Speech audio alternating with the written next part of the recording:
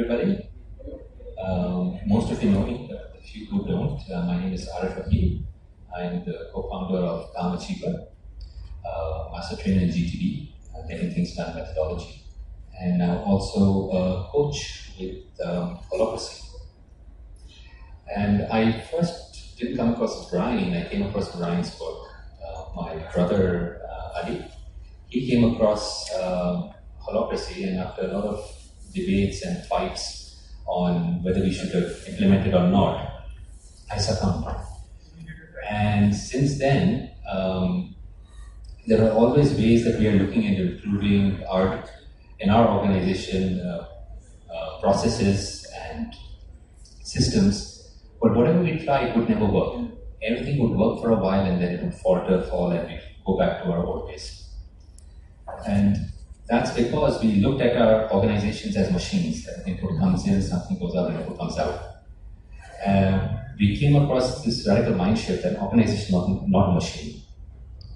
It is, the closest analogy to it is more of an organism.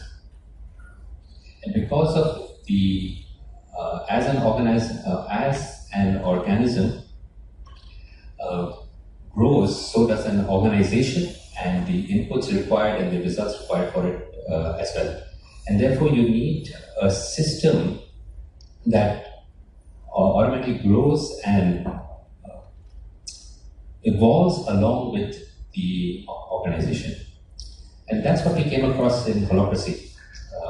Prior to implementing Holacracy, I can say from my personal organization, the companies that I chair, I did not know, but there was still a high degree of unclarity. There was lack of autonomy, and because of which I ended up parenting all problems, and issues would come to me and I would end up being a parent to help solve it. But after all of Holacracy, we've got a high degree of clarity, high degree of autonomy. Everyone in our team are highly engaged, they are energized, and they go ahead and, if there's a problem issue, they go ahead and take ownership and go ahead and solve it. Our meetings are so much more efficient. And after practicing this, I said, great, I went ahead and flew over to Amsterdam, and that's where I met Brian and took the practitioner training. Subsequent to which, took the coaches training, took the very rigorous assessment, and became a Holacracy coach.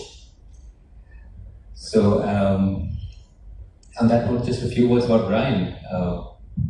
It's not known about his personal life, but I take the liberty to share a bit, if that's okay. Yeah. At his school, he was told that one day he'd go to jail.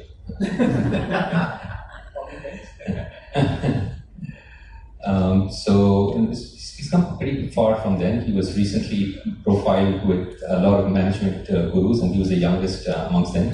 So not bad for a person who teaches assessment that he would end up in prison.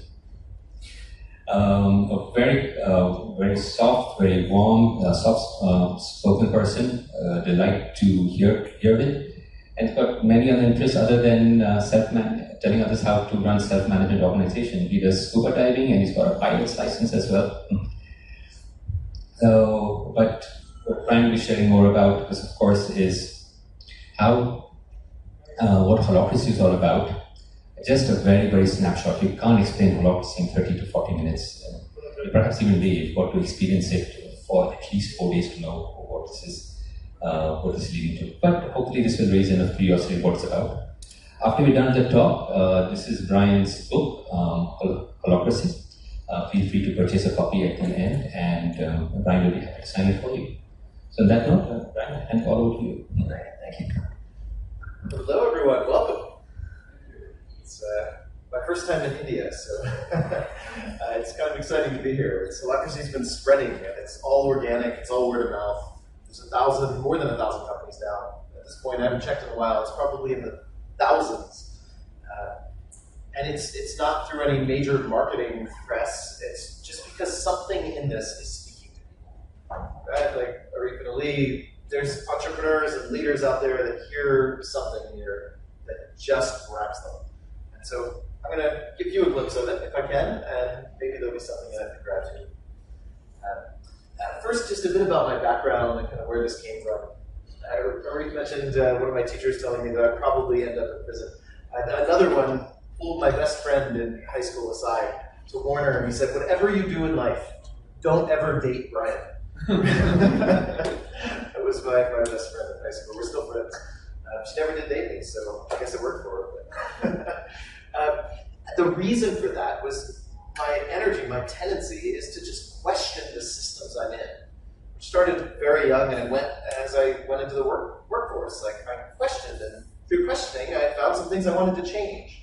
I worked in companies and saw, hey, things could be better. And I questioned the system. So then I went to drive change. Just like I had in school, I just didn't understand some of the educational paradigm, and I wanted to learn more. So I questioned the authority, and I questioned the system. And often it seems systems kind of push back when you question them too hard. When I was in companies, I found it was almost impossible to drive change. I found that fascinating. And it wasn't any one person telling me no. Sometimes I get yes, but I have to call a big meeting and socialize it with everyone else. And then that would take so long, the change wouldn't be relevant by the end of it. Right? Or whatever. There's so many things that get in the way. And at the time this was happening, I worked in a company that won an award for being the best mid-sized company to work for in America. And I hated working there. And I thought, I'm in trouble. I hate working at the best company to work for in the country, right? There's something off. It had all the benefits and perks. It had an amazing culture, but it didn't have the ability to rapidly, dynamically change, learn, grow, and adapt. And that's what I wanted most. I wanted to contribute. I wanted to be able to help with a purpose I cared about.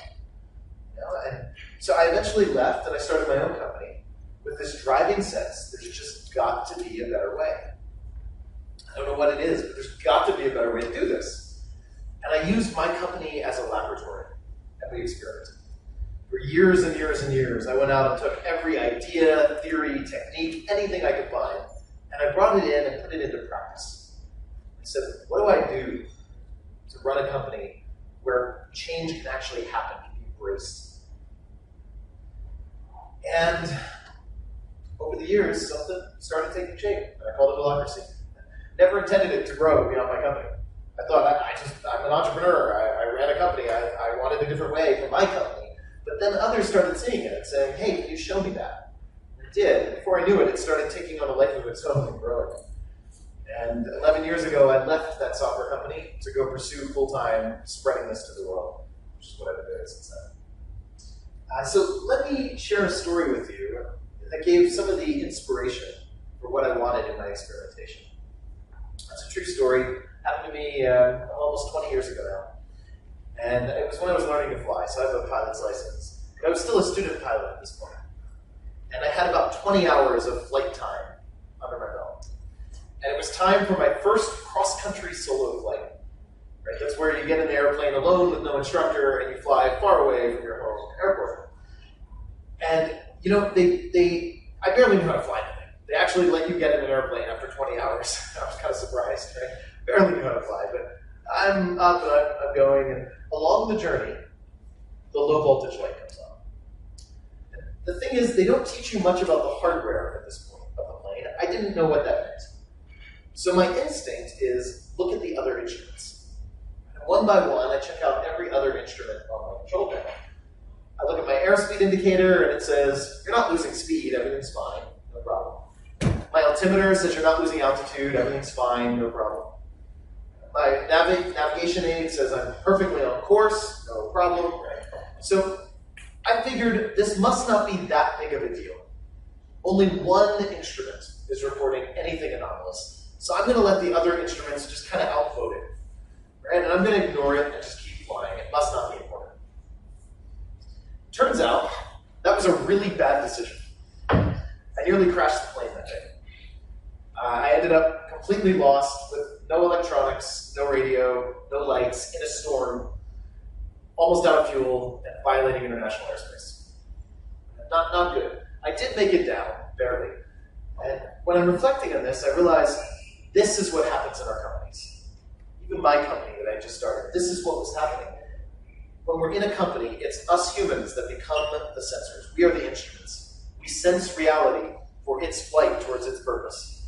We sense different things. We're different instruments. We're tuned into different information, naturally. And sometimes it's one lone person that senses something that no one else does and isn't able to drive change. Or a small group or whatever. You ever been the low voltage light in a company you worked in? Or ever worked with somebody else you care about that sees something and just feels like they're stuck and they cannot drive change? Or maybe you've run up against that. It's really hard to drive change when the majority doesn't see it around you. And yet that's the way most perception is. We often sense things and it starts with one person. Sometimes it stops there. So my question became, how do I build a company where anything sensed by anyone, anywhere in the company, has somewhere to go where it can get rapidly and reliably processed into meaningful change, at least if it's relevant to our purpose. And there's so much in the way. You know, we have painful meetings that get in the way of that. We have bosses, when they don't see it, good luck changing something. Sometimes everyone agrees that we need the change, but it's still really unclear. It's like the system rejects the change somehow. Or the corporate antibodies come out and attack this weird new thing you're bringing in when you're adding something new to the system. So many things get in the way. So let me ask you all a question. What do you see that limits change? When one person, a small group, or whatever, senses something that could be better, what is it today about companies today that gets in the way? What words come to mind when you think of the limits to driving change? Inertia, momentum, it's just we're moving this way and there's just resistance to changing that at all. Yeah. What else? Let go. Let go, say more. What about that? Mindset too. The mindset. People are stuck in the kind of paradigm, the thinking they have. Yeah, totally. What else? What else gets in the way? Lack of clarity. Sometimes you just don't know who to go to get that change made. Sometimes nobody knows who can make that decision. I've seen that in companies. What else? Yeah. Lack of trust. Lack of trust. Yeah, that happens a lot. And it almost seems to me, anyway, that the system we're in somehow leads to lack of trust. It's not just people deciding not to trust each other. There's something about the politics in the system that makes trust really dangerous sometimes, really difficult. Sometimes otherwise trusting people that would have no problem trusting each other if they were on a sports team go into a company, and now there's no trust. That's interesting. What else gets in the way? The culture does, yeah, that resists change big time, yeah. What else? We operate a lot of assumptions. Assumptions, yeah, totally. People have the paradigm of mindsets they're in. Just fear of change. Fear of change is a big one. What does that change mean to me and the resistance that comes from fear? There's so many of these. So we've named, the irony is, this isn't a complete list, and you named some that aren't on here, but these are the common ones I often hear, right? You named many of these. I hear the same things all the time. Doesn't matter where in the world I'm talking. Doesn't matter what culture I'm in. The same stuff is getting in the way of our organizations. This is interesting. It's cross-cultural. This isn't some peculiarities of one culture or another. And maybe some cultures have some more trouble with one of them or another, but generally I hear the same exact answers, no matter where in the world I am, and no matter what kind of organizations I'm talking to. Whether it's small companies, big companies, for-profit, non-profit, I hear the same answers again and again and again. Which to me means there's something pretty universal about this. And something that isn't coming from just the culture we have locally, but from something else, something that's common to all of these different cultures. We're all organizing using a similar paradigm today. Today, most of our companies are built on the management hierarchy. The conclusion I came to eventually, after digging and trying to figure out what was leading to all this stuff going wrong in an organization, is that maybe this wasn't really stuff going wrong. Maybe our organizations were perfectly designed to achieve those results.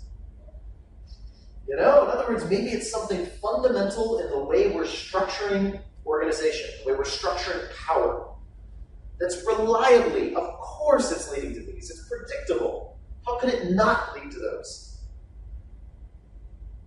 Which is the bad news, because if that's true, that means if you want to change and truly transcend a system and get around all of those limits we just talked about, you've got to dig really deep and question the fundamental assumption of how the organization is structured or formed, and how power works. And that's tough. We've been organizing companies this way for a long time. And I might add, we're not sitting here today because this has always just been a failure. We're sitting here today because it's succeeded wildly. Today, look at the economic development in the world in the past 100 years, especially here in India. It's been built on companies running this operating system, with this structure, right? It's succeeded wildly. I think we're sitting here today not because it's failed, but because it's succeeded so wildly that it's helped us build a world more complex than that can manage. Because the world today is different. If you were an executive 100 years ago, the complexity facing you is radically different. That was the heyday of management hierarchy. That's the world this was designed for. Just case in point, let me ask, if you were an executive 100 years ago, say 1920, how many messages do you think you had to deal with in a day?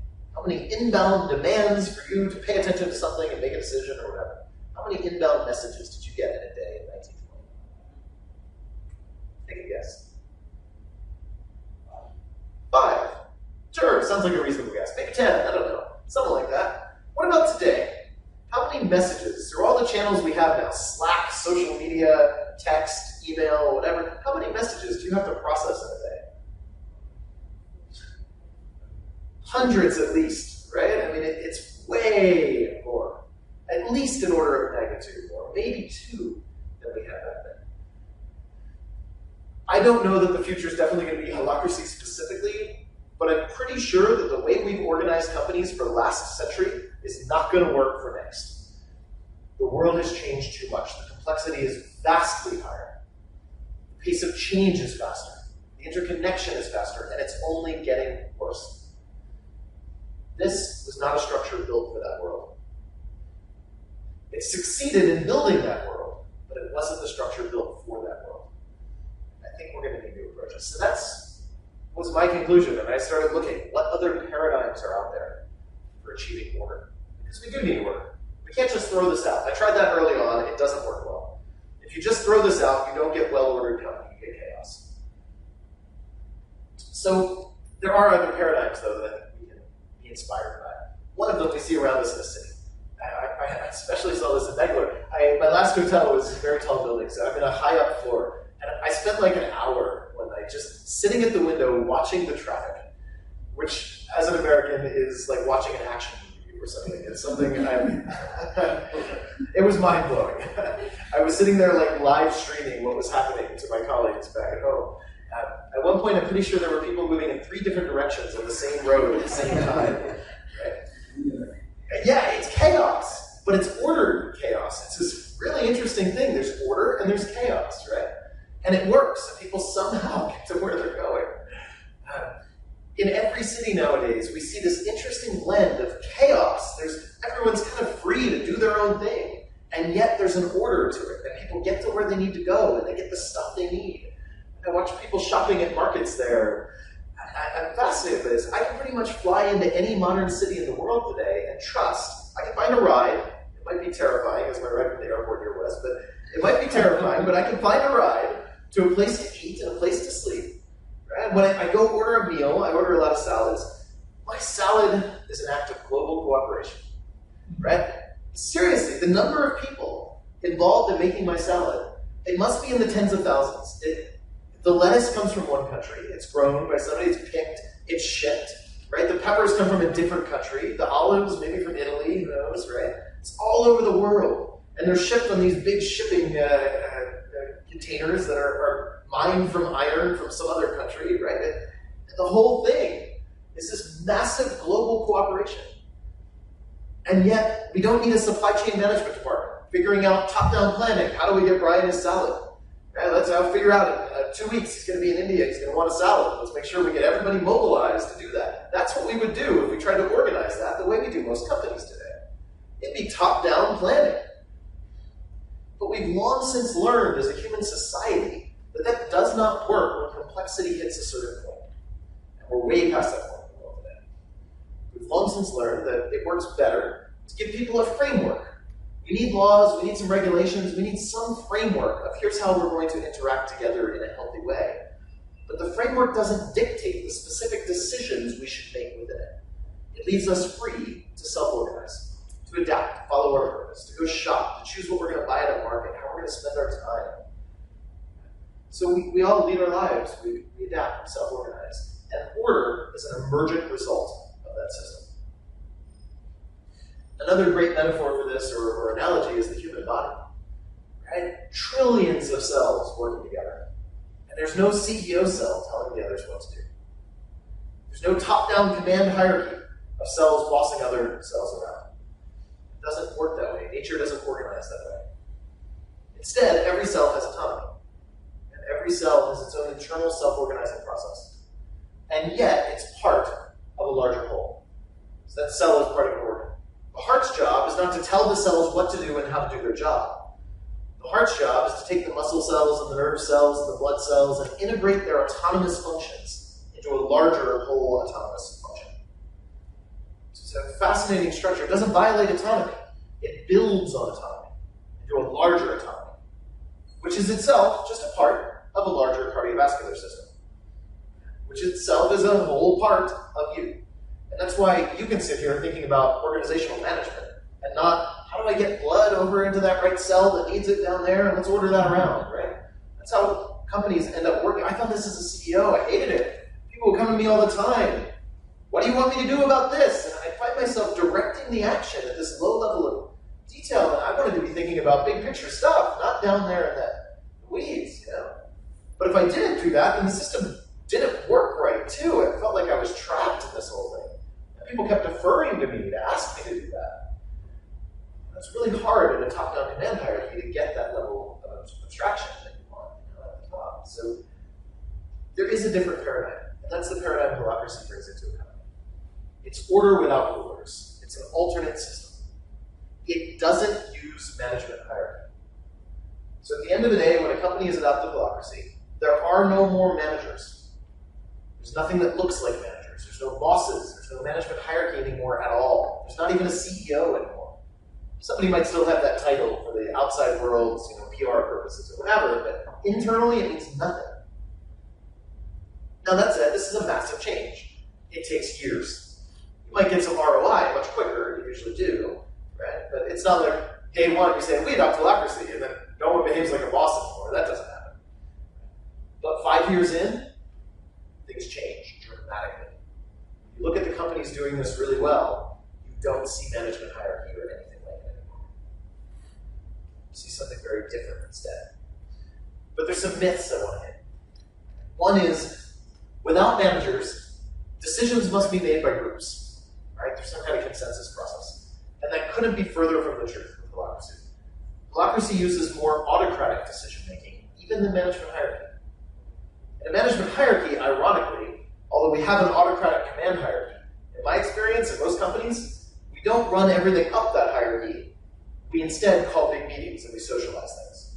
We call meetings of our team and our stakeholders. We try to make sure everyone's comfortable with a proposal or an idea. We try to get everyone bought in before we act. So ironically, it's management hierarchy that tends to use a lot of group decisions by consensus. I understand why people are worried that this might increase that, because it's already stifling in most companies that I've been in. Holacracy doesn't. It uses autocratic decision-making, but it's decentralized autocratic decision-making. And in other words, think of it more like society, right? If I were in a typical company and I wanted to redecorate my kitchen, right, but we were running our neighborhood like a company, I would call a big meeting of all my neighbors and say, hey, I'm thinking about painting my kitchen blue. What do you all think? And we'd have a big meeting to discuss and come to buy-in. And maybe a few months later, we finally decide, yes, we're going to paint the kitchen blue, after the decision gets watered down by satisfying everyone involved, right? But I don't do that in society. It's my kitchen. I know it's mine to lead. I don't need that. I can go get input from my neighbors. If I know a neighbor is a good interior designer, I can go get their input. But it's my decision. It's my kitchen. But I know not to paint my neighbor's kitchen. That's my neighbor's to lead, not mine. We have a clear property line, a clear boundary. We don't need a local baron or king to break it down and tell us what to do, who to do what. We just know this is mine to control, and that's yours to control. But in a company, it's much more like a feudal system. Top-down designed system where commands roll down. We don't have the clarity of who decides what. So in Holacracy, the goal isn't group decision-making. It's clarifying who Who decides what? It's breaking up and distributing autonomy. Another big misconception is without managers, you must not have structure. I get this one all the time. How does this work with no structure? But it's actually the opposite. Companies running with Holacracy have more structure, not less than a management hierarchy. You have to. If you don't have managers to fall back on, you better have clarity of who makes which decision, and of how things work around here, what processes are we going to follow. Managers basically plug that gap. A manager is there for when there is no clarity and everything, nobody knows what's going on. You go to the manager and they maybe sort it out. If you're not going to have managers, you better have clear structure. So companies running with Holacracy have more structure, but they get there differently. Instead of asking the managers to create the clarity and the structure, the whole team gets involved. The whole team gets involved in clarifying how should things work on this team to best express our purpose.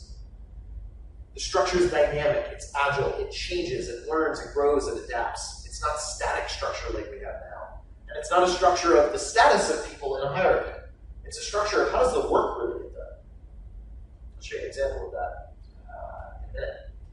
So, all of that to say, if you want real deep empowerment, which is really what Holacracy is about, if you want deep empowerment, you can't throw out the things that often get in the way of empowerment. Right? Often in most companies, we see the rules, the policies, all that stuff gets in the way. It's bureaucratic, it's a mess. But you can't just throw it out. You need different structure, better structure, more agile structure. Said another way, if you go to your team tomorrow, if you're a team lead, and you say, good news, guys, you're empowered. Good luck. You don't get an empowered team. You get a lot of confused people. Right? They know there's really something they shouldn't do. And if you don't clarify what that is and where the boundary is, they're going to spend their time worried about the boundary instead of leading within it. Or said another way, if you don't know your limits, you don't know your freedom. If you don't know what you if you don't know what you can't do, then you don't know what you can do without talking to anyone. So ironically, if you want a deeply empowering environment, you need to clarify the rules, the constraints, the boundaries. You just need the minimally sufficient, lightest weight ones you can get away with. They'll leave people a lot of freedom within them to lead. Here's an example of how Holacracy does that. So Holacracy is a role-based system. This is one of the roles I fill. This is my apologies, that's all blurry. This is my spokesperson role. I'm doing it right now. I get to travel all over the world and give great talks about something I'm inspired by Holacracy. So I love this role, it's one of my favorites, but it's only one of 20-some roles that I fill in the company. I fill roles on 6 different teams, 20-some roles, 25, 30 roles, something like that. So this isn't my entire job. This is one little function, one piece of work that I do. A few hours a week at most. And my role has a purpose. Every role in Holacracy has a purpose. It tells you, why does this role exist? Holacracy is a purpose-driven system. It takes a purpose of the overall company and it breaks it down. Each team has a purpose and each role has a purpose. And then I have some expectations on me, accountabilities. These tell others what they can count on from whoever fills this role. And they tell me, if I fill this role, what I need to manage, what I need to go lead and do. Now, the golden rule of Holacracy is this. When I have a role, and I have a purpose to fulfill, or accountabilities to enact, when I have a role, I have the authority to make any decision or take any action to get my job done, unless there's a rule against it. Even if it's outside what I normally do, even if I've never done it before, even if it's in another part of the company, I can take any action whatsoever or make any decision whatsoever unless there's a rule against it. This is the opposite of the way most companies function today. In most companies today, it's actually the opposite. The rule, the implicit norm, is don't go decide anything or take any action outside of your normal area, what you normally do, without getting permission. And we get permission in one of 2 ways. We either run it up the management hierarchy until somebody sponsors it, or we call a big meeting and we socialize it until everyone who might be a stakeholder is bought in. And it's really slow, and it's often where good ideas go to die. In most companies, the implicit norm is that. If you don't believe me, there's an experiment you can try. It's a lot of fun. You can go in your role in one of your areas, you can make a big, bold, autocratic decision without talking to anyone first, and announce it after the fact to your team, and see how many people are pissed off. If a lot of people are pissed off, that's a sure sign you are not working in that kind of culture. You're working in a culture that expects you to get permission before you act. If you're working in Holacracy, that's expected. The burden isn't on you to get permission first. The burden is on everyone else to get whatever rules they need to keep their area safe in place. So it's not that you have no rules. We're going to need some rules. We're going to need some boundaries. There are some things you really shouldn't do. Right? The goal is to clarify those so that within them people have freedom. And the burden of that isn't on the person to check with everything first. The burden of that is on everyone else. And most things, you don't need to plan that in advance. It's safe to just try it. And so what? Someone feels some tension, and you learn from it. There's just some things that you want to prevent in advance. Let's make a rule up front that no one can just go fire someone else. You know, that's probably a good rule, right? Like, there's some things you want to really safeguard. But there are few. Most things in business, we don't need that. It's safe to say, just use your judgment. Let's do the best we can. And when we find one of those boundaries, because someone just crossed it, we're going to clarify it, and we're going to learn for the future, here's a rule we need. And the rules will evolve. So let's look at one way we put in place a boundary. This is another role I work with. It's our web architect role. This role, purpose, clear and stylish website for our lives. And that's my colleague Olivier, who fills that role. And this role has a domain. Think of that as the property of this role. This role owns our website. In other words, this role controls the website. This is setting up a boundary for every other role around. This is telling me in my spokesperson role that while I can make any decision or take any action I want, if I want to impact the website, I can't just go do that. Now I need to check in with Olivier, and I need to ask him this question. Will whatever I want to do on the website cause harm to your purpose? If it will, then I need to integrate his concerns and work with him. I can't just do it. So this is one way we define a boundary. We break up the property rights. This is the same way we control things in society. Right? You all know that if you want to go walk off with my laptop, you should probably talk to me first. Right? It's my property, I control that, and I know not to walk off with yours. Right? We break up property like this. It's simple and it works. And in this case, it doesn't matter. It doesn't matter if he's the newest hire. It doesn't matter if I'm the founder of the company or the ex-CEO. Title doesn't mean much once we got this, but it doesn't mean anything. All that matters is he fills the web architect role and controls the website. If I want to mess with the website, I need to check with him and make sure I'm not going to cause harm. I don't have the authority to just go update the website, even if I'm the founder of the company. I need to check with him. So we break up control like this. Now, that said, we have to be careful with this. It's easy to overdo it. If you want to see Holacracy crash and burn for you, see you're not really doing Holacracy to do it this way, you're doing something wrong, you can go get excited about this idea and try to define all the roles and all the domains in your company. I've seen companies try to do that, and they don't end up with an agile, lightweight, empowering system. They end up with way too much structure. It becomes bureaucracy. You have to go check in with 4 other people to do anything because you've defined all of these domains. And then the roles get really long and nobody looks at them. Most of them are just somebody's idea. They're like job descriptions. When was the last time you went and looked up something in your job description? When was the last time you went and checked a colleague's job description so that you could be fair with what you expected of them? Nobody does that. They're not real clarity. That's what you get if you try to define all these up front. So don't do that. What you really need is a process to let them evolve over time. You need to learn what they need to be. You can't use your head to do this design.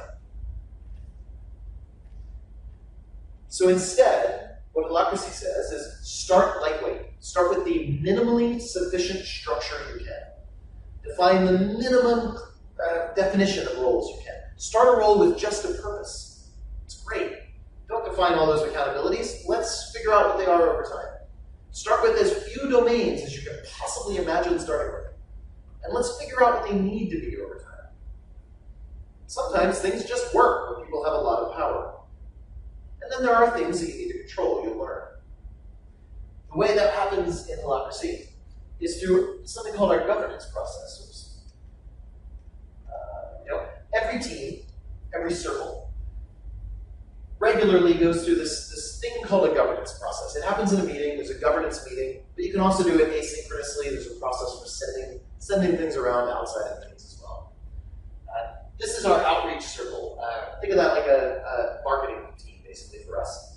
That's where my spokesperson role is in there, our web architect role is in there somewhere. And once every month or so, everyone who fills a role in this team is invited into the governance meeting for the team. And in that meeting, they can propose changing any of the structure of this team. They can propose adding roles. They can add a domain to a role. If we uncover there is something we need to lock down control of, great, let's add a domain to a role. Maybe we've accidentally over-controlled. You can propose removing a domain. You can have policies, which are rules, constraints in the team. You can add them, you can propose changing one or removing one. You can create roles, merge roles, split roles, anything you need to do. And there's a process for that governance meeting. It's not looking for consensus. It's something a little different. It's a structured process. I won't go into it in depth now, but there's videos on our website if you want to dive deeper. There's more in my book on it.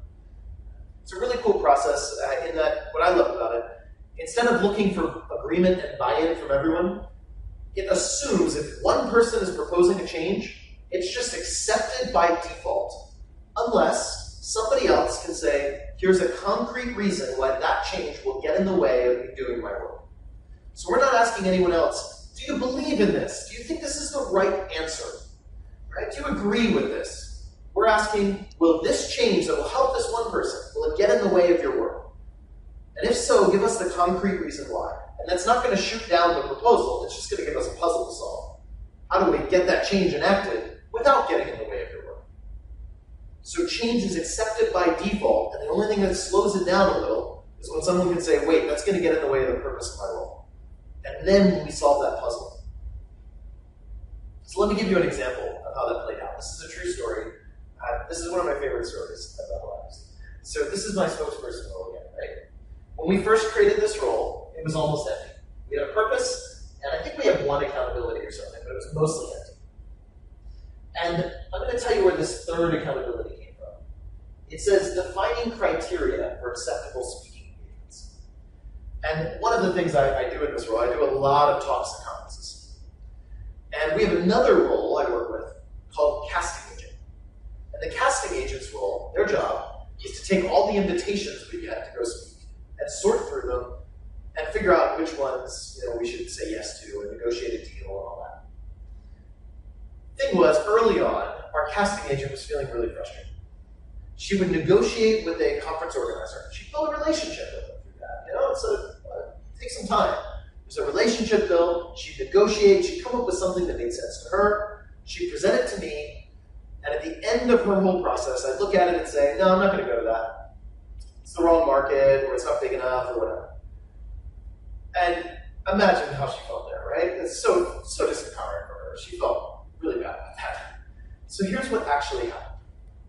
She showed up at our governance meeting, our outreach circle, where both of our roles live. She shows up in that meeting, and she says, I want to expect from the spokesperson role that spokesperson is defining criteria for the speaking engagements, right? Because if I could see your criteria, I could assess up front myself against them and not waste all that time and energy with something that didn't meet them. So I'd like to be able to count on spokesperson for defining that criteria. And the question that was asked in that meeting, does anyone see a reason why expecting that of spokesperson will get in your way of doing your work? And nobody did. So it took about 2 minutes. 2 minutes later, there was an expectation added to my role. And she was able to turn to me then after the meeting and say, so, give me an estimate. When do you think you're going to have that done for me by? Now, the interesting footnote to this story, I'm the founder of the company and a seasoned CEO before that, for many years. She was our newest hire right out of college. In what companies do you know where the newest hire right out of college, in 2 minutes, can have an expectation on the CEO, or the former CEO, the founder, whatever, and then turn to him and say, so when are you going to have that done for me by? And that's because it wasn't about the status there. Think of how long that might have taken in a management hierarchy. Probably more than 2 minutes. In fact, it may have taken her months just to get up the courage to navigate the relationships and the politics to even bring up the issue. It's messy. But in this, it wasn't about the people. It wasn't about the status. It wasn't about the politics. It wasn't even about her and me. It was about the casting agent role and the spokesperson role, and what they needed to expect from each other in order to get the job done. It was depersonalized in that way, which also, ironically, frees us to show up human together. When there's not all the politics in the way, we can just be people. We can go through that process and talk what makes sense about our roles without it being a conflict between her and I.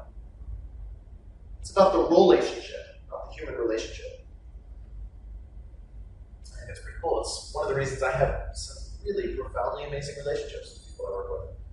It's because we have a structure. One of my favorite quotes from David Allen, he's the author of the book Getting Things Done, if you don't know that word. Favorite quotes from him: if you don't mechanicalize the mechanical, you will mechanicalize your human relationships.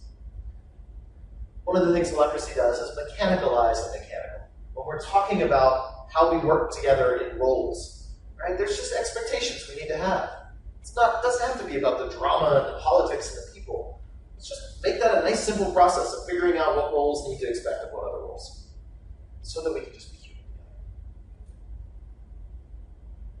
together. And the other thing this means then is that we're driving change in our organization through the real tensions that we're sensing. Right? She had a real tension. I define tension as the gap you feel. Right? The feeling you get when there's a gap between what is and what could be. I think we often drive change in companies today in our head. I think that gets in the way.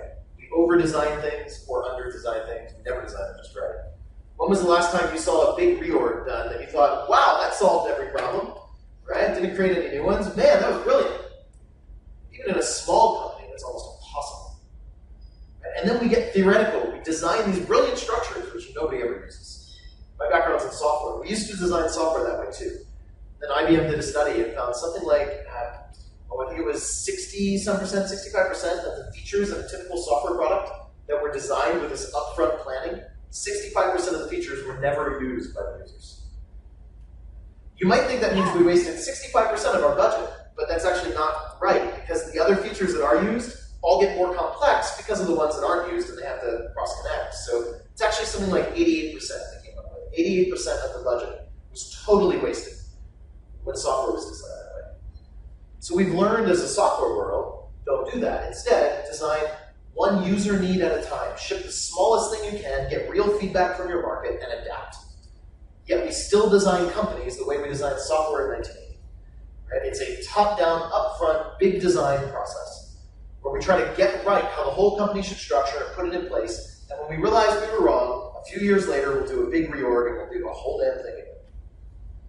What this is doing is saying, let's start with the felt need. Instead of starting in our head, let's start with our gut. Let's start with our heart. Let's start with our emotions. Let's notice, what do I feel? Every time you feel a little frustration, or a little angst, or a little excitement for that matter, you're sensing something that could be better. I don't mean tension in a negative way here. It's just an experience. Before you label it a problem or an opportunity, they're both tension. You sense something that could be different. You sense it in your body, in your emotions. That's where we sense these things first. Then we use our head to figure out, what am I going to propose in order to improve the system? But it starts with grounded experience. And I think that that's pretty remarkable for me. That changes the entire way we design our company. It allows the design to emerge. When you look at the org chart of my company, all of these are little roles and circles. We have a bigger circle that integrates across the subcircles. This is not a design that I designed. I never would have. If you had asked me how I thought I should structure a business that does, we do training, we do consulting, we do public speaking, we do some other things, right? I never would have come up with this exact structure of these roles, or actually anything all that close to it. So I didn't design this. But neither did a group. A group didn't design this. A group of us didn't sit down and figure out, what's the perfect structure for our business? Instead, we started with a bad structure, wherever we were, minimum lightweight structure. And we said just go use your judgment and do the best you can. And when you run into a tension, use it to evolve the structure. So the structure was designed through this evolutionary process. It was designed without a designer. It was one tension at a time. Every circle here is holding governance meetings. Every one of them is updating the design in their part. And the bigger circle is holding a meeting to upgrade the boundaries between the circles. Which circle controls what? What do they expect of each other? So the design just kind of emerges. You end up with a design that's really fit for purpose. And it scales. This is Zappos' structure. It's 1,500 employees, hundreds of circles, thousands of roles. And it looks, I took the screenshot years ago, it looks completely different today. Because it's living, it's breathing, it's organic, it's changing. Totally different structure. Let me have one last piece, and then I'll move into some summary and we'll have some time for questions. The last piece is, there's a rule book for this game. If you're not going to rest power in a CEO, you've got to put it somewhere, or it becomes very nebulous and shadowy. You don't want that. So when a CEO is ready to adopt Holacracy, usually after they've tried it a little, we do 2-day workshops, and Calm Achiever does little 2-day workshops with executive teams, where we go in and we give them a chance to try it out. Right? For your real stuff, your real issues, let's do it through Holacracy's processes and see how it feels. But after that, once somebody's tasted it, they say, I want to do this. The move the CEO makes that starts the journey is to sign the Holacracy Constitution. They say, I no longer hold power as CEO here. The Constitution holds power instead. Basically like a king signing their authority into a legal system, into a rule of law. The Constitution, and that Constitution, it's a generic open source document. It's the same one used by thousands of companies now. Which means it can't possibly tell you exactly how to structure your business, or would it be the same one used by thousands of companies? So what it does is tell you, here's how you run the governance process, which you then use to structure your business. I don't know how to structure your business. Hopefully you do, right? And what this does is give you a framework for doing that.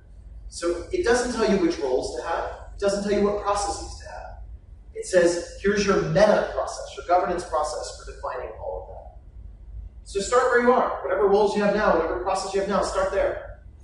But when someone has tension about it, here's how the governance meeting can change anything else in the company anytime. So that's what that defines. So then, instead of power breaking down a hierarchy, power starts in a constitutional process. Which is pretty cool. 5 years into this, what I'll see once this shift is really deeply rooted. It takes a while. You'll get to more productive organization much, much quicker. But once you get the deep culture change, you'll see people, I see people in my company, when I go to someone and I start getting a little aggressive with giving them direction, sometimes they'll just remind me, you know you have no authority here, right? I never heard that as a CEO. Sometimes even when I'm giving them input, I'll often hear, thanks for the input. I'll consider it and I'll let you know what I decide. But I might go in a different direction. I actually didn't hear that as a CEO, but I wanted to. As a CEO, I didn't want people to take my input as direction, but they always did. I wanted them to use their judgment. What I love is on the other side of that. As a CEO, I would often get people coming to me and saying, what would you like me to do about something in the business? I hate that. My answer was always, I want you to figure out what to do about that. That's why I hired you. Right? If you want my input, fine, but I want you to own that, not defer your leadership to me. Now I have a great defense. I just look at him and say, I have no authority to decide that for you. Good luck. Burden of leadership is yours there, not mine, friend. If you want my input, feel free to ask, as long as we're clear. Burden of leadership is yours, not mine, and I do not have the authority to make that decision for you. You get to succeed or fail on your own merits, not mine. That's powerful. Me, that creates what I want, which is a company full of leaders. Holacracy, sometimes people misunderstand. With no managers, no bosses, it's just leaderless. It's the exact opposite. It's leaderful. It's everyone being a CEO of their role and working with other people who are autonomous adults leading their roles instead of working in these parent-child management hierarchies. Really different structure. And it all starts with shifting power from the CEO and the hierarchy to a constitutional process. So, in summary, the shifts we're talking about, We get rid of the static job descriptions. They're gone. There's no more static job descriptions and job titles as we know them. Instead, there are these roles, dynamic roles, and they change constantly. They're little pieces, and you might fill roles in many parts of the company. You're not just stuck in one place entirely. And instead of authority being delegated down a hierarchy, it starts in a constitution. The constitution empowers a governance process, and the governance process empowers the roles we create through it. So people have real authority linked and grounded in the constitution, not from their boss. The boss doesn't have, there is no boss. The former boss doesn't have the authority anymore to give you authority. The Constitution gives your roles authority through a governance process. And that means we don't need these big, large reorgs every few years because we're constantly reorging. Every governance meeting is a micro reorg, and it's driven by real tension. And we're iterating on our design, and we're searching for the right design. We're trying things, we're adapting, we're learning. Totally different way of designing a company. And because of all that, you no longer need to play politics the way that you do today. So, you know, early in my career, I saw people playing politics, and I just thought, that's slimy, those must be really bad people. And then I realized, actually, those are the ones that are getting a lot done. And I realized, damn, the systems we're in almost demand playing politics to get results. And that's more and more true the larger we get. Right? You have to play the politics because the system doesn't help you get results. So you have to work around it through your personal relationships. Even the companies that do this best, I see companies today that have loving, caring environments. And then they use those close personal relationships to work around the system and get work done. Another great quote from David is, it's an inappropriate use of love and care to use love and care to affect a result. What Holacracy gives you is a different way to get alignment. Instead of by playing politics and manipulating the personal relationships involved or using them, you have a governance process. You can propose what you need of other roles. It's not personal anymore. You can leave the human relationships just to be exactly that, human relationships. Not things to be used and maneuvered like chess pieces to get your organizational needs met. It frees us up to connect so much more deeply. I see organizations with this have so much more heart, so much more soul. And they're damn efficient. Those go hand in hand. It's because they're so efficient, they have a process for that they can be so full of love and life. So, that's my big picture with Holacracy. Let's take some time for questions. What are you curious about? What can I answer for you or talk about? Please use the mic. Oh, yeah. Oh, are we recording this? Great. Hi, I'm Ramesh. So how complicated, how simple, and how elaborate is the governance? Yeah, it's really shockingly different at first. When you're brand new to it, it's like, whoa, this is alien. It's awkward. It's uncomfortable. It's a really disciplined process. For those of you who are familiar with GTD, it's like that at first for somebody that desperately needs GTD, but is a chaotic, disorganized thinker. It's shocking. Wait, no, this is going to crush my creativity, is the thing I hear. Same thing I hear when people first adopt GTD. Apologies if you don't know what that is. I know many of you do. So. That said, that changes with time. It's like any new sport. You know, my metaphor for this is, I have a partner who does yoga regularly. And for a while, I would watch her do yoga, and it was graceful. She does it every day, right? She's elegant, fluid, balanced. It's beautiful. And so I thought, that looks easy. You know, I'm going to do that, and I'm sure it's going to be graceful and fluid and flowy and balanced and awesome, right? And I did it, and it was not. It was awkward and clunky and frustrating and painful and hurt, you know? And I left that thinking, yoga is stupid, right? Who would do this? This is a terrible sport, right? And I kind of was complaining to her, and she looked at me and said, you know, it just takes a little practice, right? Holacracy is the same. Governance is the same. It's a practice. At first, if you've never done the practice, it's like the first time you're out doing yoga. It's weird. There's these movements that feel unnatural. But later you realize, no, they're actually building something. They're building a new way of maneuvering the body. They're building muscles. And it gets so fluid. And the same is true with governance. So when I see up front, it's awkward. It feels complicated. It feels complex. But then you do a few things, and it starts getting easier and easier and easier until it becomes so effortless, you don't even notice there's a structure to it. It's like watching a sports team moving down the field. You don't notice the rules of the game, you notice the flow within the rules. So it gets to that, but it takes practice. Other questions?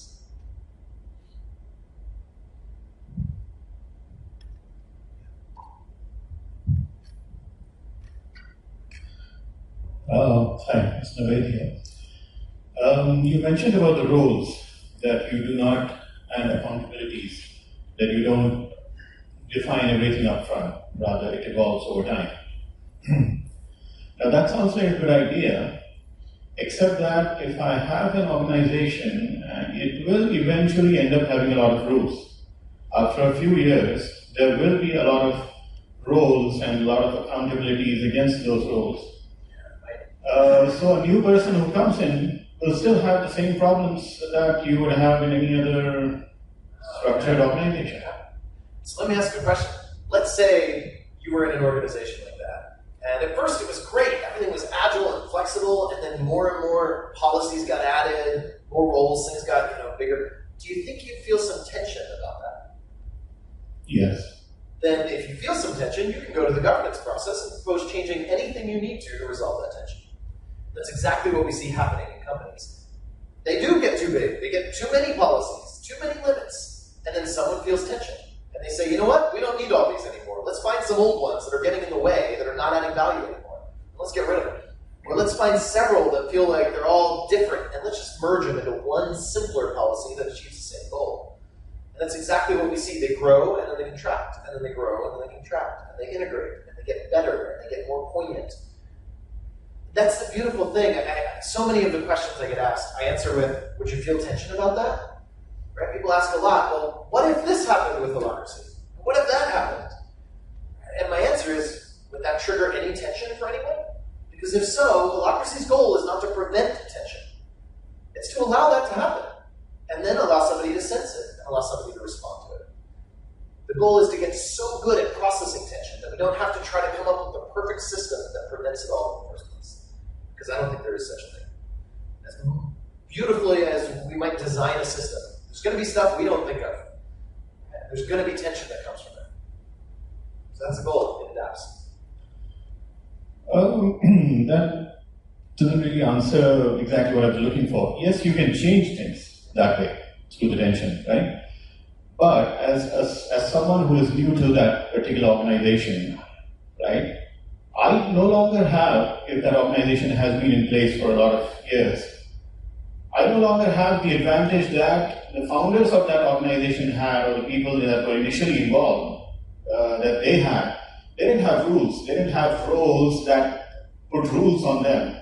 Like, you are a CEO, you can't go and modify the website. That rule came later, perhaps. So, but now when I am as a new entrant to that organization, I already have a lot of people telling me you can't do this. Yep, absolutely. So, that's great. So you don't have a lot of people telling you you can't do this. You have a governance structure telling you you can't do this. And you do have constraints. And that's still true. The goal of Holacracy is not to make sure everybody feels happy and comfortable and unconstrained. The goal of Holacracy is to find exactly the right constraints to best express the purpose of the business. This is not intended to be a democratic system that makes everybody feel comfortable and happy. It does have some of that effect. I hear from people again and again in these environments I love the system, I never would go back. I had one guy I talked to recently, he worked at a company doing Holacracy for several years, and then he quit because he got an awesome new opportunity in a traditional company. He worked there for a few months and he couldn't stand it, and he quit, and he went looking for another company that does Holacracy, right? So it has some of that effect, but that's not the goal.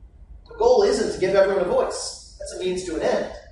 The goal is, how do we best serve this purpose of this business? Giving people a voice is a good strategy if you want to serve a purpose, because we all see something that could be useful for that purpose at times. The goal isn't to remove constraints, it's to get to the right constraints. And if you're new, as soon as you find a constraint that isn't the right constraint, propose changing it. And if you find constraints, and they are the right constraints, don't try to get around them, right? They're there to help serve the purpose, which is what you're signed up to do. And I can tell you another anecdote. I was just visiting with a guy that runs a company in Amsterdam. He's the founder of a company called Springist. It's fast growing.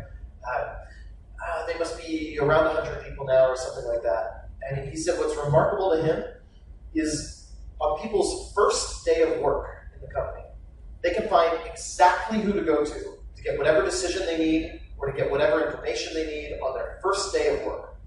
He said it's the first time he's been involved in a fast growth small company where on the first day of work, somebody can figure out exactly who to go to get anything they need. And it often takes way longer. So that's the other side of that. Yeah, when you're coming in new to a company that's been doing this, there are constraints you need to honor, but they're clear. You know exactly what they are. And when you need something from someone else, it's really easy to find who to go to for that. There's a software tool called Glassfrog that stores all that information and makes it really simple to go find what you need. Yeah. So how does compensation, salary, and so on get decided since a person is involved in so many diverse roles? Yeah, let me turn the question around. However, you have been part of companies before that have some kind of approach to compensation, right? Have you ever felt any tension? That there's something in the compensation system that kind of gets in the way of the purpose of the company? Or take any process, the way we hire, the way we fire, the way we budget. Right? Have you ever felt some core process and felt like there's something about this that gets in the way of the purpose? You felt some tension about it. Have you had somewhere you can go to rapidly and reliably process that tension into some meaningful change to the system? Or is it really difficult to drive change to those processes in those companies? I'd say usually the latter, right? Most companies, it's really difficult. It was difficult for me as a CEO of a 30-person company to drive change to our core processes. And theoretically, I had the power to do it, but it was still difficult. There was so many politics involved. The goal of Holacracy is not to give you, here's a salary system that works really perfectly. The goal is to say, start with whatever salary system you have now, but there's no more managers, so you better get creative and evolve. What tensions have you had about it? And then when you have another tension, go change it. So there is no salary system built into Holacracy. That Holacracy constitution tells you nothing about how to pay people, or how to hire, how to fire, how to budget. There's so many core processes we need in companies. And Holacracy gives you no answer. But what it does give you is a way to evolve your own answer. And it gives you a lot of clarity to work with. You've got really clear roles here. You can figure out a lot about what somebody's doing now in a way you really can't in a management hierarchy. So this enables some things. For example, firing is just one example. My company has a really unique way of firing people. And I can honestly tell you, I love the way we fire people. I don't know how many companies can say, I love the way we fire people. But I do, I love it. The reason I love it, it's human. It's respectful even of the person getting fired. But it's quick to act. It doesn't let somebody stick around for a long time when they shouldn't be here, right? It makes swift decisions and it's decisive and it works, but in a way that's really human. We've had people fired through our process and then come back and become clients of the company. We've had people fired who have become close personal friends or stayed close personal friends with the people who fired them. We just fired somebody recently, and I invited him to stay in a guest room in my house when he comes to Austin, where I live, and stay with me for a while. And he said, I'd love to, let's hang out. And I was one of the people involved in firing. And we didn't, that process doesn't come with Holacracy. It's my company's unique way of doing it. You can copy our way if you want to. I really like it. I think it's worthwhile. By all means, use it. Right?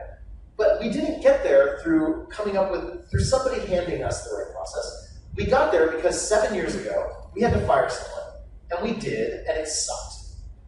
I mean, it really sucked. Just like most firing in most companies, it kind of sucked. And afterwards, somebody said, I have some tension about that. And here's some proposed changes. And they proposed some things to make it suck a little less. And then a little later, we had to fire somebody again, and it still kind of sucked, but it sucked less. Right? So then they proposed some more changes. Someone else came in and said, well, here's something that really sucked about it that we can do better. And they proposed a change, and another change. And we tried it again, and no, it was actually okay. It's still uncomfortable. And we proposed some more changes. Fast forward through 7 years of iterating on that, and we have a process that is so beautiful.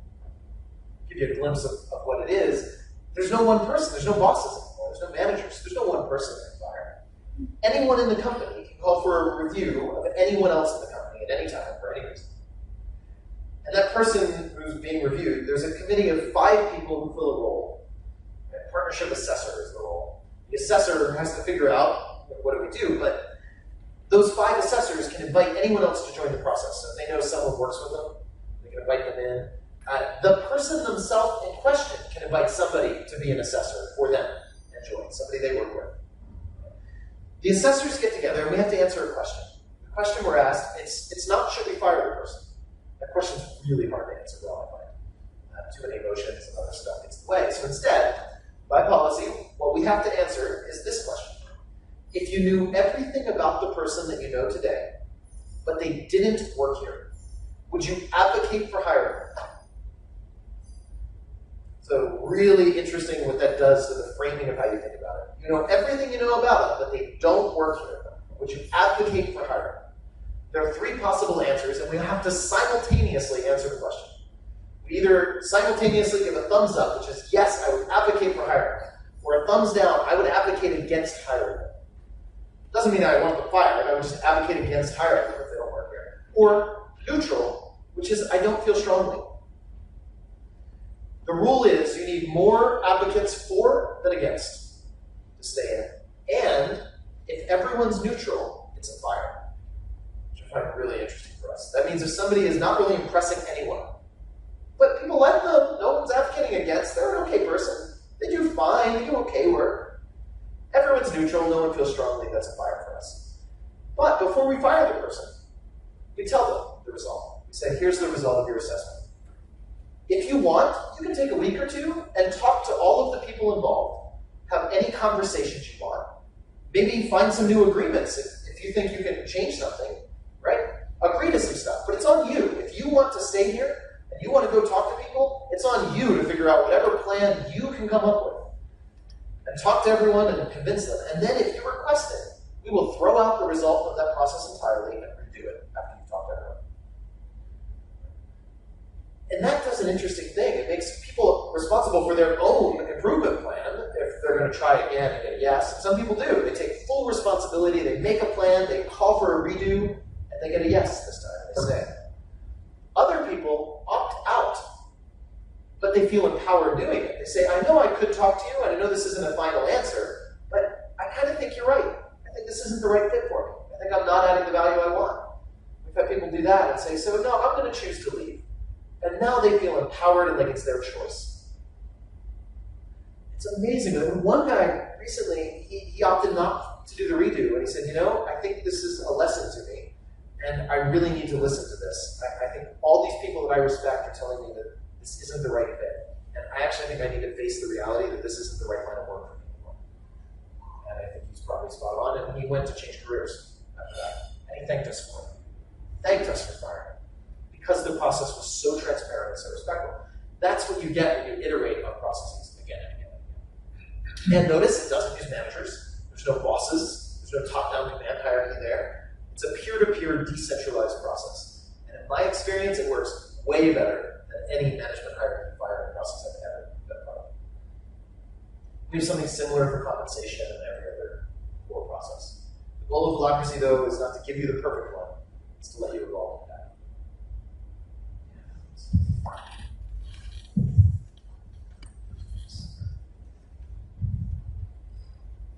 Slightly tangential. So here in India, obviously, from what I've been hearing about Holacracy from you and from Arif and Ali as well, how much would we say there is a common element of humans involved or the way we structure organizations? There are still a lot of local nuances that we hear about. So for example, a very silly example would be something like the word tension itself. Right? I'm sure it is in a lot of countries, but in India you would see tension is taken as a word which is a complete no-no, right? Right from your childhood days, you're like, you don't need to take tension about something. You just take it easy.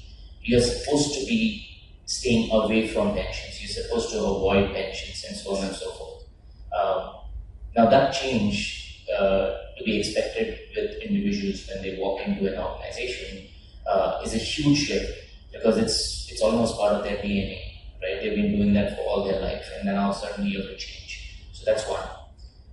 Second, when we talk about, you give example of someone who moved from a holacracy-driven organization to a traditional format and then struggled. When you have so many organizations which are still traditional and very small minority which is actually running holacracy or slightly alternative structures, how do people actually manage this change? Because if I'm someone who's always lived my life living convenient, then I would rather just stay in the traditional structures because I've worked for 10 years, I know how to find my way around, I know how to play politics, etc. I'm much more comfortable living in a traditional format, less struggle to find the right job, I'm getting paid the way I want to, everything is fine, so why should I worry about moving, right? And that kind of becomes the barrier for change within the organization I am in as well, because I'm looking for the traditional format. So that kind of shifts the challenge to not just bringing in the structure, but it's more around the culture itself, right? So I personally feel there's a lot of local nuances that play a role in making this shift. Another example which you mentioned earlier about not giving orders or not taking orders, right? Traditionally in India, you would see a lot of people, because of our socioeconomic background, we are order takers, right? If someone is not going to tell me what to do, then I have a problem, right? And this is something that we grow up with. It's unfortunate, but that's a reality, right? So that's changing now. We are seeing a huge change in that, but that becomes a huge barrier for making that shift happen. So how do you see, how do you see this pattern in not just India, but I'm sure there are other parts of the world which face similar troubles as well? Yeah, and I want to underscore that last part. I think you're right. The number of cultures I've found where this feels actually pretty natural, number exactly 0. Every culture I've worked in, this is a shocking, disruptive, massive change for the people, for the culture. And that's the downside of it. This is by far the hardest, most disruptive change I've ever been involved in my career. I've been involved in some pretty major change initiatives. This is harder than anything else I've seen. Now the positive side is that makes it also potentially the most transformative. It's getting deepest, far more than anything else. You're replacing the core power structure and everything that flows from that. So it's hard. That's why I think David Allen is the 5-year thing I got from him. When he first encountered Holacracy, he said his intuition was this is a 5-year journey. At 5 years in, he was doing great by that point. He was an exemplary practitioner. 5 years in, he said, I want to revise that. Now I'm going to say I think it was a 10-year journey, although they were doing really well. It's huge, really huge for people. It's not an overnight change, and it does require so much coaching. That's why the success rate for this, without getting a good coach involved and without getting training, the success rate is really low single-digit percentages. If you get people trained, like through a deeper training internally, it goes up a chunk. But if you really want a higher success rate, it takes a coach who can work with and help. Usually an external coach at first, and then training your own internal coaches. You need them inside. You can't even rely on the external person enough, right? Because there are local nuances you need to adapt to here. So yeah, just add kind of follow up to that. So have you actually thought about applying this to other contexts apart from organizations? Because here we are talking about organizations as in enterprises or companies. Have you thought about applying this as part of an educational organization or a process that can be developed right from childhood, which allows people to think in this perspective? Because this is natural to how we humans are, but we don't do that when we go to school as well. So have you thought about that as well? Yeah, there are some schools now running with Holacracy, and some of them even invite the children to fill roles in the operations of the school. Right, and be involved, which I think is awesome. There's government agencies doing Holacracy now, which is really interesting. I've heard of a couple of families that are adopting it or have adopted it for running the operations of their family, right? The other thing I wanted to say is that word tension, that's not just a local thing. It may be true here, but it's true in most of the cultures I've seen, including my own in American culture. It's one of the most common pushbacks I get. But that's exactly why we chose the word. Because it's the feeling of tension that people then run away from, and they miss the opportunity to drive a positive change. We look at it as something to shadow, to reject, to push away, instead of something to move towards. And the opportunity is, don't look at it as a bad thing. Reframe your meaning of it and move towards it. At Zappos, when they were doing this, that was such a challenge. Their culture was one with a positive bias. It was, don't speak about anything negative. Don't complain, don't talk about tension. So tension was freaky for them. So they did all of the things they could to reinforce it. One day I was there visiting, I went to the bathroom, and on the back door of the bathroom stall, there was a giant sign that said, hey, you've got a minute. Why not think about some of your tensions and write them down? Right? Like, they did this everywhere. They'd have signs, remember to mention your tension. There were signs all over for that. So what they tried to do was to reclaim it.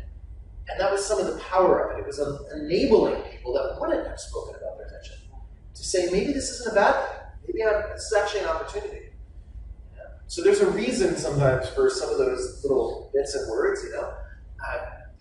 It's such a huge change, it really is. So we've done a lot. Our software tool, Glassfrog, has a whole habit change program. One of the things we found is for supporting this, teaching is really insufficient. I mean, it helps, it's a tiny piece. You need to change people's habits, and that you have to do over time. So we have habit change programs built into the tools we've got, things that help people focus on one habit for a few weeks, and get lessons around that habit, and reinforce that habit, and then another new habit to add, and another, and another. And that's the way this kind of change takes shape. You're building new habits for people. And the impact is huge. The impact, I think you're intuiting on the people when they can go through that. Right? That shift you're talking about happening in Indian culture, I think this is the kind of thing that can speed it along. I had one woman come up to me after a few months of doing Holacracy and say, you know, I finally got what my therapist has been trying to help me understand for the past 2 years. And I didn't get it for 2 years of therapy, but 3 months of Holacracy and I've got it. And it was about owning her authority, her autonomy, and not being codependent with her partner, leaving her partner free to speak to her partner's tensions. And yeah, she had some more stuff in there about her relationship. It was teaching her how to be a more autonomous, functioning adult. Right? What happens when our world becomes a place where our workplaces, instead of somewhere that reinforces parent-child dynamics and get told what to do, right? What happens when our workplaces become the kind of place where people practice being a self-leading, self-authoring, autonomous adult, taking charge of our own reality and building what we want in the world? I'm excited for that. Yeah. But it's hard. It's really hard. Yeah. Are we doing time for more?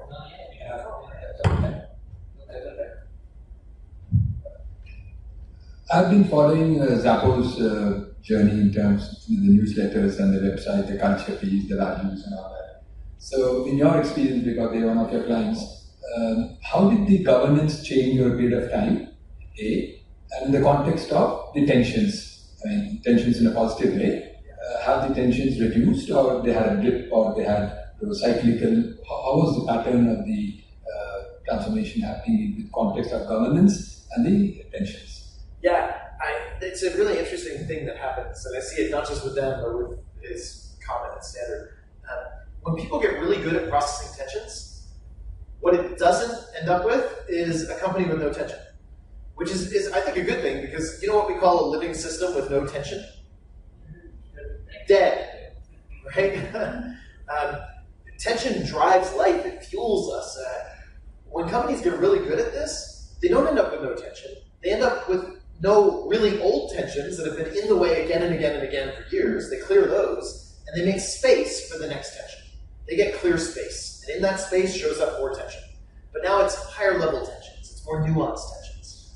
And that's what I saw at the beginning with them. I haven't been involved with them in a little while, but in the beginning, when I saw it for the first year and a half, you could see this marked progress where at first, the tensions were like minor, they weren't really helping the business that much. They were things like, oh, we don't have this captured and I do it regularly, and it'd be nice for people to know I do it, so let's capture it. That's not having anybody really. But then they got a little more sophisticated, but still minor. They were, there's this little inefficient thing, and I think if you did this, that would just help us efficiently. And oh yeah, no problem, then we add that, a little efficiency. And then with time, it goes from efficiency improvements to actually bigger changes in the way we work. Right? We start really changing the effectiveness of the whole organization that way. I was one team, this was like 8-9 months in, I was with, in 20 minutes, they took this issue that told me afterwards, they've been wrestling with this for 2 years. They talked about it for hours and hours and hours and got nowhere, again and again for years. 20 minutes in a governance meeting, they nailed it. And what they actually ended up doing was taking a department and splitting it into two, a business line, splitting it into two and clarifying the boundaries of which one did which, in a way that addressed all of the tension around that and didn't cause any harm. And it was a major change. And in the past, they were almost a little scared at the end of it. They said, in the past, nobody would have dared to do something like this without direct approval from Tony, the CEO. And he wasn't in the room, right? And they did this on their own. So it evolves to that kind of thing, ideally. And some teams struggle with it. I'm sure there are teams still at Zappos that are in the early part of their learning. It's a big company, right? Some teams are in the earlier journey. Some teams are taking a long time. Other teams are masters of it, and you'll see everything in between. Like that. It's a long-term journey. Each team has its own governance, or are you talking about? Every team's doing a governance meeting for that team structure.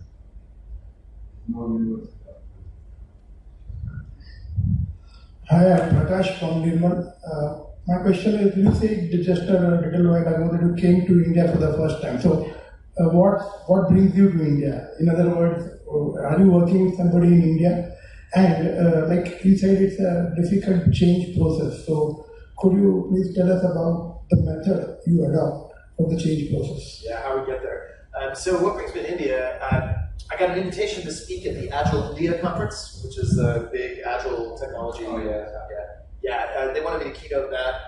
And at first, I don't know if it makes sense for me to go to India just for that. And then Colin Cheever reached out and said, no, please come. We've got some really cool things going on.